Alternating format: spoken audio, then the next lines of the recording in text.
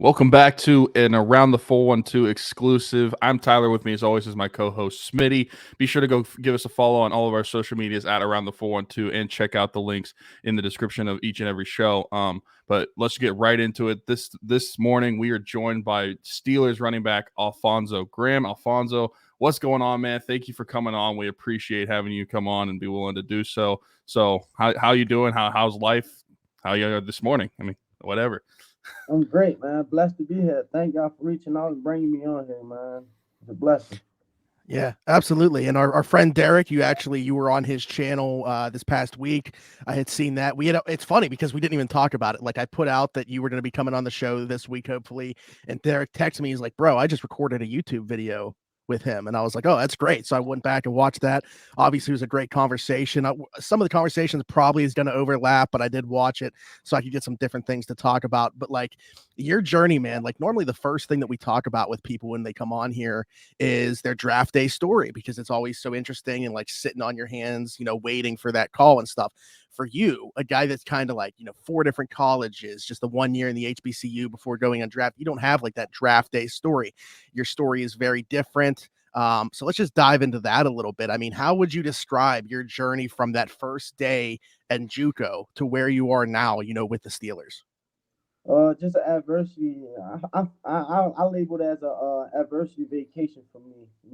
Because all my life I always had talent. But the aspect of the different game is just not always talent. I had to learn some life things and experience other things and learn a lot from others.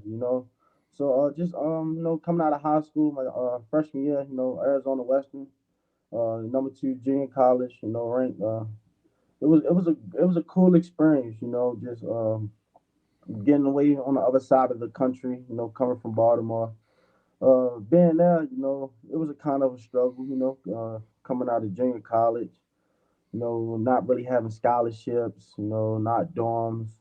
So just being through that my freshman year, just made my mentality stronger because I feel as though I had to go through a lot to get to Division 1 college. You know, freshman year Arizona Western, then that got shut down due to money in the community, so they shut down every Arizona Western JUCO. So I transferred to Independence Community College in Kansas. Did a spring season there. Then my due to my coach being fired, a lot of things changed. So they kicked a lot of people off the team. Just because they wanted to bring that guys in. So I had to transfer again to Fullerton College.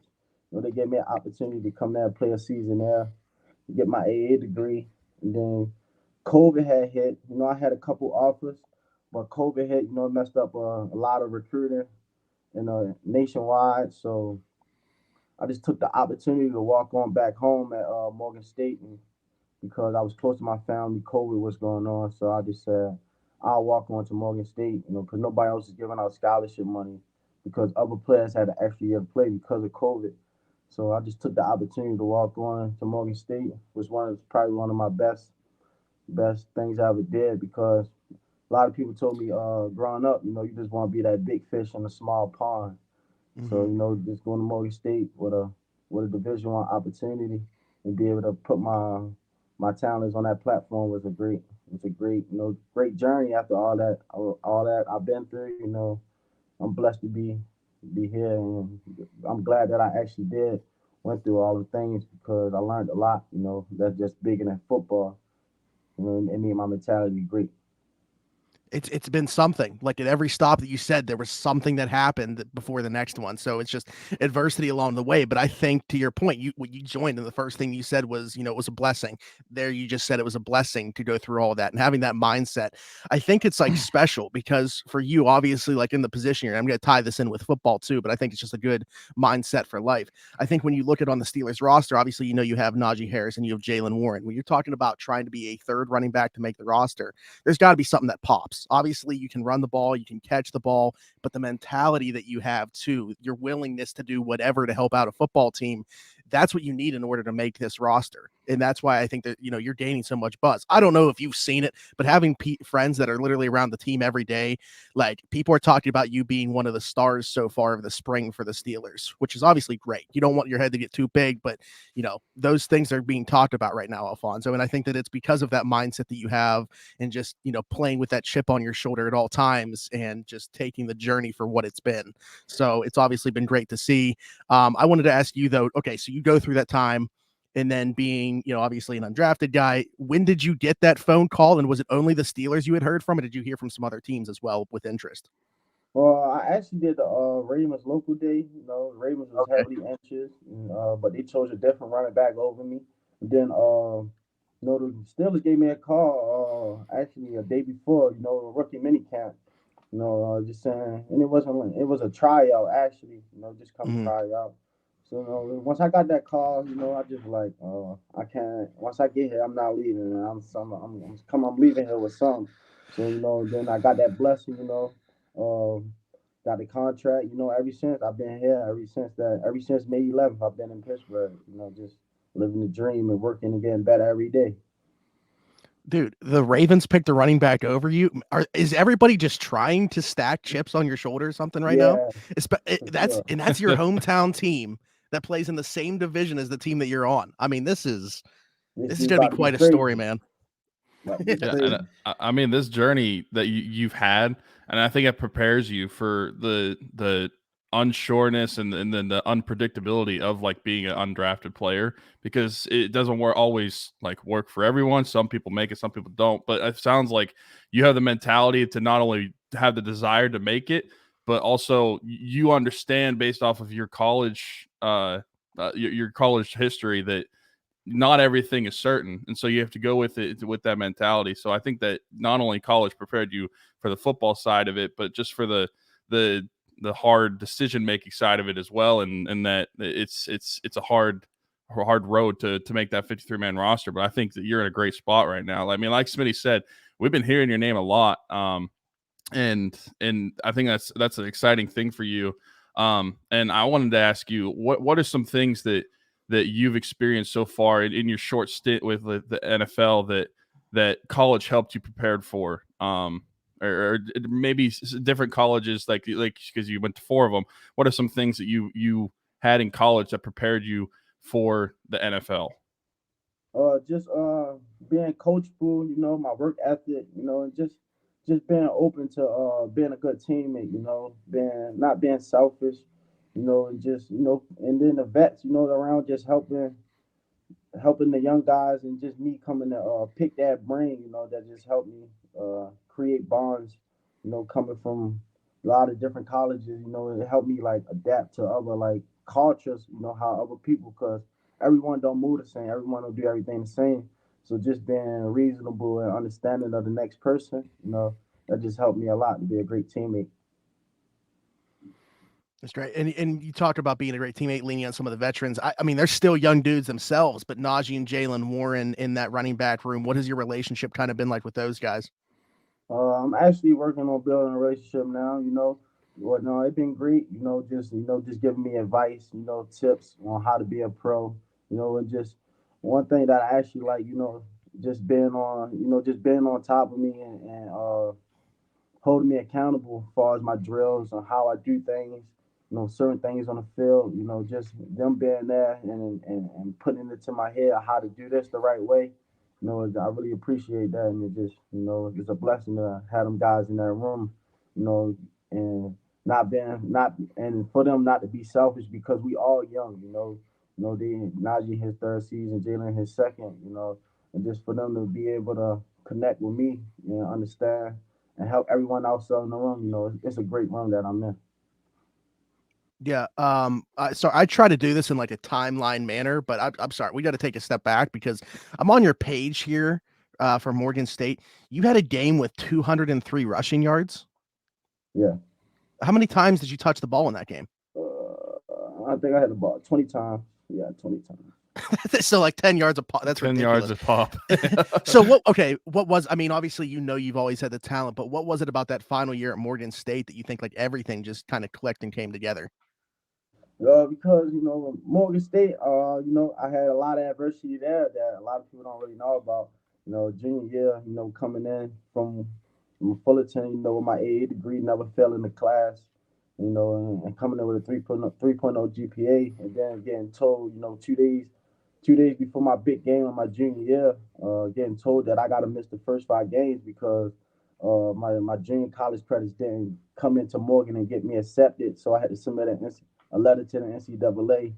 I only played 6 games in my junior year, so just me, just like, man, I just got to keep going through things, and then finally get my last season with a new coaching staff, and then finally letting me play. I was like, it's that time now. Like everything I've been through is finally going to show now because I finally get a full season. And everything that I've been through, I never gave up. And just always pushed through it. So I finally got to show my talents for that year. I heard you just say you got a new coaching staff your senior year. So did you have a coaching staff for more than 1 year in college? Because you switched colleges, and then even at Morgan State, it sounds like you didn't have the same coaching staff twice, 2 years in a row. At Morgan State, I had three coaching staffs. Three coaching staffs out of my 2 years, and that's counting for fall, spring, and then the next fall. I had three. That's crazy. Something's always been changing in your life, man. You've just kind of continued to chug along. But the good news is here in Pittsburgh, as you've probably already seen, there's quite a bit of stability. You mentioned you had 3 head coaches in Morgan State. Pittsburgh's had 3 head coaches since the 60s with Chuck Noll. So there's stability here in Pittsburgh for you. But let's talk about Tomlin then. What have been your first impressions of Mike Tomlin, his coaching style? I mean, you see it from the outside when you're not even in the organization, but you being actually in the organization, what can you tell people about Mike Tomlin's coaching style, and how have you kind of taken to it? The greatest coach on planet is Mike Tomlin. He just, great motivator. And just give you that feel inside your body, that just want to come to practice and play for them every day. How transparent he is, and it's bigger than football with him. He bring a lot of resources to us. He's just a great guy.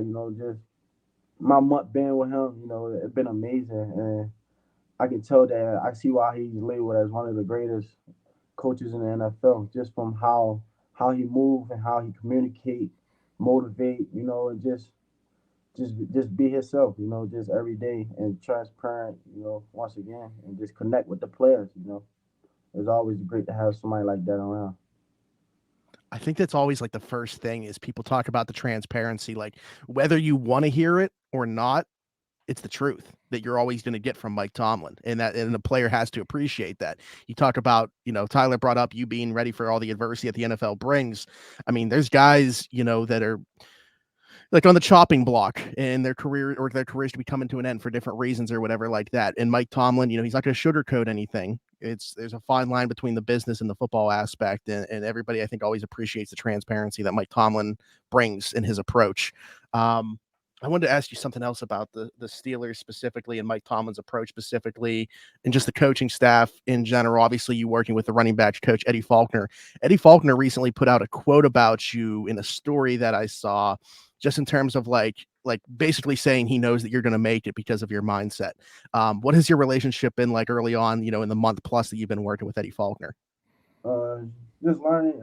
It's been great. We just learning each other, getting to know each other better every day. I love the way he coached, how he put everything in details for me, making it easier for me, great coach.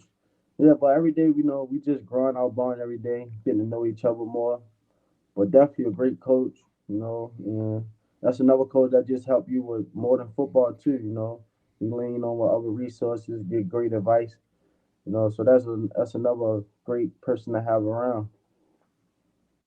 Yeah, absolutely. Part of the quote was the guy gets better every single day because he's getting coached and with the details and those things, and he takes to them so well. If we just continue to build on that, we might have something here. That was Eddie Faulkner's quote about you. But yeah, just on like our day-to-day, but so obviously we got to bring up the one thing that everybody wanted to talk about at OTAs, which was, you won in that rep against Minkah Fitzpatrick. And then like, it kind of went for you. It was probably nothing. Steeler fans, for whatever reason, were like, oh my God, this is like a huge thing. I think from me, all I took from it was, I love the fact that this guy wanted to go one-on-one with Minkah Fitzpatrick. He wanted that rep, iron sharpens iron. Steeler fans are like blowing it way out of proportion, I think, in terms of that. But what was that moment like? A lot of people, like, we asked them, like, what was their welcome to the NFL moment? Obviously, you don't have a game yet or anything like that. But what was that moment like? What was going through your head? Is it what I said? You were just like, man, he's the best. I want to go against the best. No, during the drill, I just went 2 times before I went with Minka. I had two good players I went against. So I just wanted to see what Minka was about. It wasn't nothing big. Just Yes. iron sharpen iron. In the drill. Just wanted to see how he go about the drill, so I can just put it on tape and just see how I can make my move better. Or what could I have done better in this situation going against him. Somebody that been around the game long. All pro. One of the greatest safeties in the game right now. I just wanted to get that on film just for me to and look at it and improve my game. That's good. Yeah, that's good. I wouldn't have even thought about it from like a teach tape perspective. Like I said, I just thought, it was you wanting to go against the best. And then all of a sudden thinking back, I was like, man, why wouldn't everybody want to go against him? Like, regardless of what the outcome is, why not get that rep in? Fact. Because I'm definitely coming back again when we get the pads on. Exactly. Hey, there you go. That's another thing people weren't even like taking into consideration. They don't got pads on yet. What are we doing here? All right, but yeah, so you look at what this offense has right now from the running back perspective and Najee and Jaylen. What do you offer to the table if somebody were to just like sit you down, ask you one question? Hey, what do you bring to the Steelers offense? What would your answer to that be? That home run running back. I want to be that running back that can score at any time. Take it 70 yards, 80 yards, 90 yards. Just come in and have that instant impact. And just do long runs. And just had a whole stadium shocked and just be like, wow, like that's the type of guy I want to be. Just come in and produce. And then also on the return. And special teams ability. And I can fit anywhere on special teams. Kickoff, I can run down, make tackles, punt return, kick return. So I just want to come in and just be that guy, just have that impact and that explosive play. And just do anything at any time in the moment that people not expecting. I love that you mentioned special teams too, because I think that a lot of fans undervalue special teams, especially at the NFL level. Like the really good players are all playing special teams. It's not like when you're in high school or something and not the starters aren't playing special teams. But did you play special teams in college? Were you a returner in college? Yes, I played return and I also made a couple tackles on kickoff. Okay, it's amazing. Nice. I love it. Yeah. Well, I love that. I love that. The fact that you value special teams. I mean, that's a good mentality to have, and it actually goes into your question was basically what I was going to ask next, Smitty. Is if it was like a Steelers fan, like never saw your Morgan State tape, like what kind of player would they see? So that's awesome.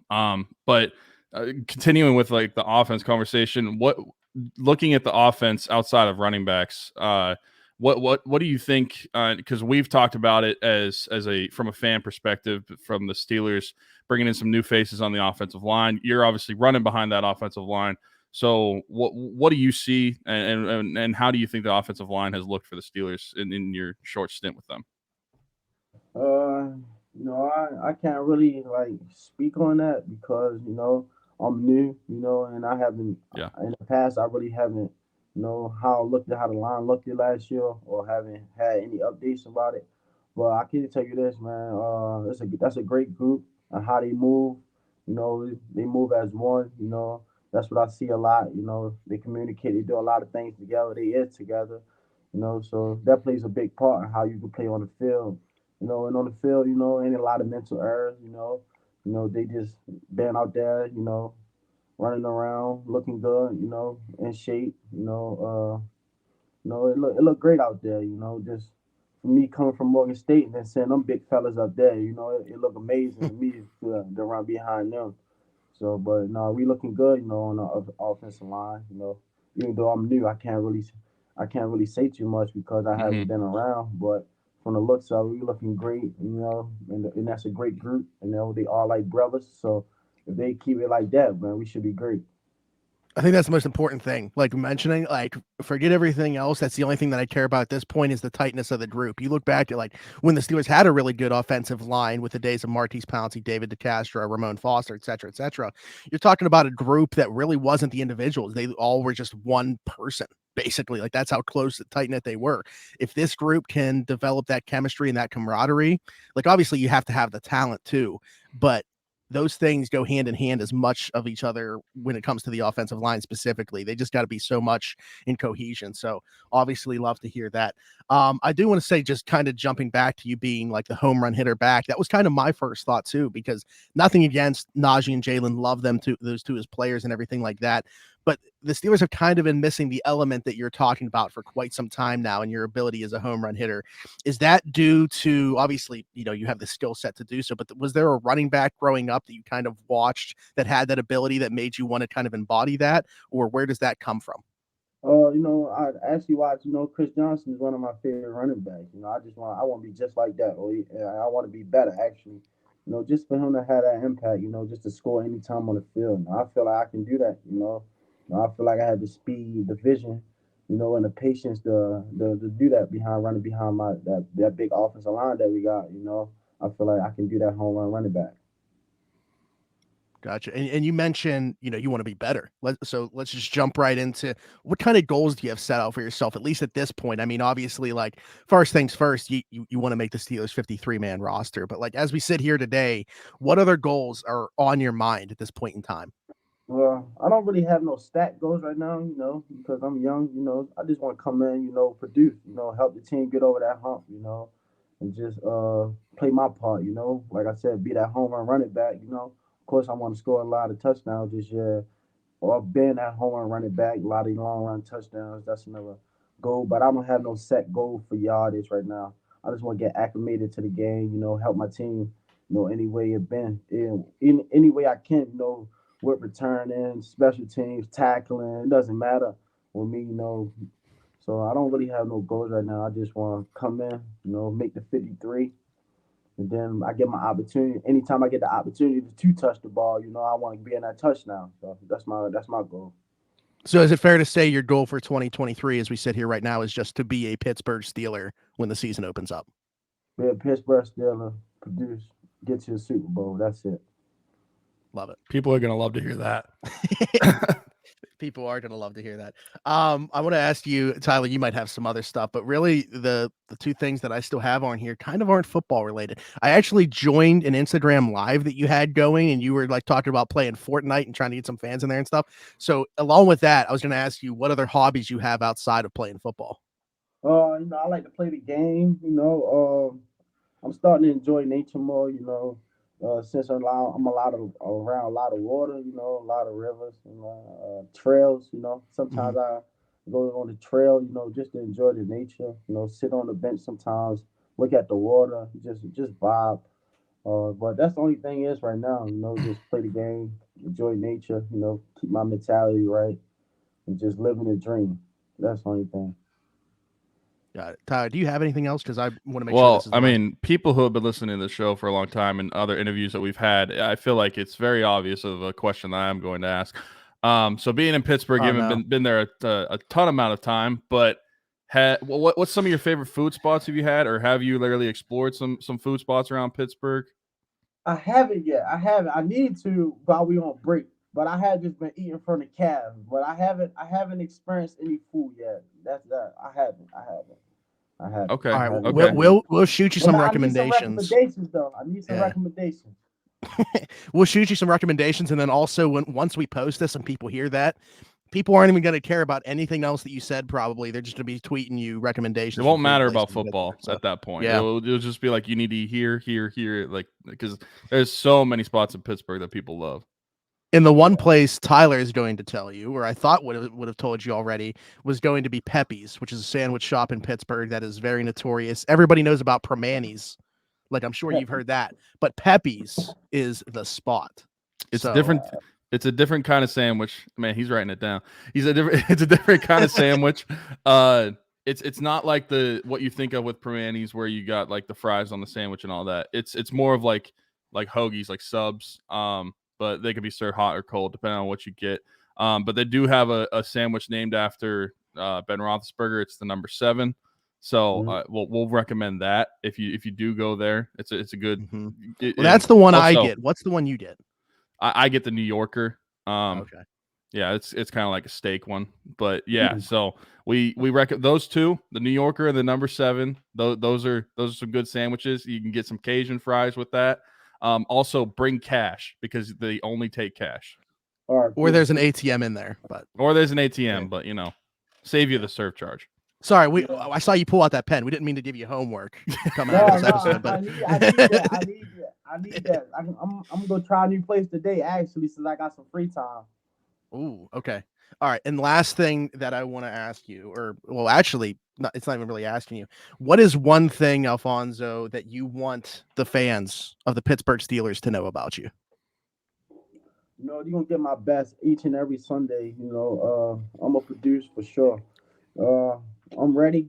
I'm ready to shock the world. I know a lot of people don't know me yet, but I'm coming, man. I'm coming.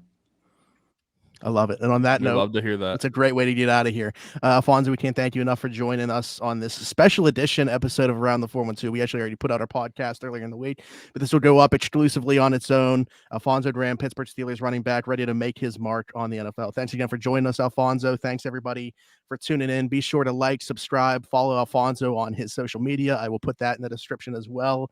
And tune back in next week, where I believe we should be joined by Penguins play-by-play guy, Josh Getzoff, but it'll for sure be the two of us, if nobody else. We'll see you guys then. Thanks as always for watching or listening. Bye-bye.